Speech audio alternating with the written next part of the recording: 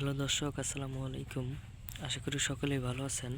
তো দর্শক, দেখতে পাচ্ছেন আমরা কিভাবে আমাদের চাষের জমিতে লাল শাকগুলো চাষ করেছি।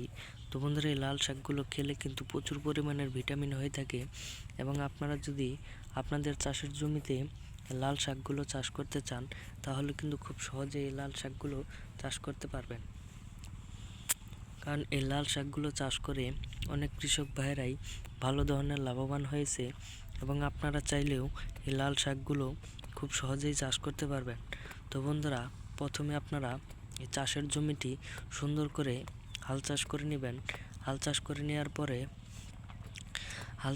নেওয়ার পরে আপনারা এই লাল শাকের বীজগুলো আপনারা বাজার থেকে কিনে আনবেন।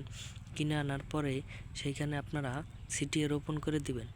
ছিটিয়ে রোপণ করে দেওয়ার পরেই কয়েকদিনের ভিতরেই দেখতে পারবেন গাছগুলো খুবই বড় হয়ে গেছে। তারপরে এই গাছের মধ্যে আপনারা পুরো জমিতে পানি দিয়ে দিবেন। আরও দ্রুতভাবে এই গাছগুলো বড় হয়ে যাবে। তারপরে এগুলো যখন তোলার সময় হবে বা কিছুটা বড় হয়ে যাওয়ার পরে সেগুলো আপনারা তুলে নিয়ে বাজারে বিক্রি করবেন। তাহলে বন্ধুরা, আপনারা এই গাছগুলো তুলে বিক্রি করলে ভালো ধরনের টাকা ইনকাম করতে পারবেন। তো বন্ধুরা, এইভাবে কিন্তু এই গাছগুলো চাষ করেও আপনারা ইনকাম করতে পারবেন, এবং এই গাছগুলো খেলে আপনাদের প্রচুর পরিমাণের ভিটামিন হবে। তো বন্ধুরা, আমাদের ভিডিওটি ভালো লাগলে অবশ্যই চ্যানেলটি সাবস্ক্রাইব করে দিবেন, ভিডিওটিতে একটি লাইক করে দিবেন। ধন্যবাদ সকলকে, সকলে ভালো থাকবেন। আসসালামু আলাইকুম।